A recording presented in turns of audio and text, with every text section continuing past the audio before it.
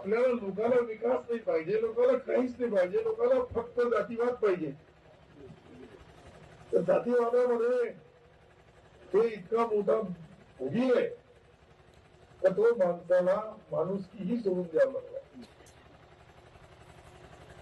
आम्ही आज डिक्लेअर केलं होतं की मी सिल्लोडची विधानसभा पुढे लढणार नाही. मला जी काम करण्याची संधी दिली त्याबद्दल मतदाराचे मनापासून आभार. आपल्याला लोकांना विकास नाही पाहिजे, लोकांना काहीच नाही पाहिजे, लोकांना फक्त जातीवाद पाहिजे. तर जातीवादामध्ये ते इतका मोठा भोगी आहे तर तो माणसाला माणुसकीही सोडून द्यावं लागला.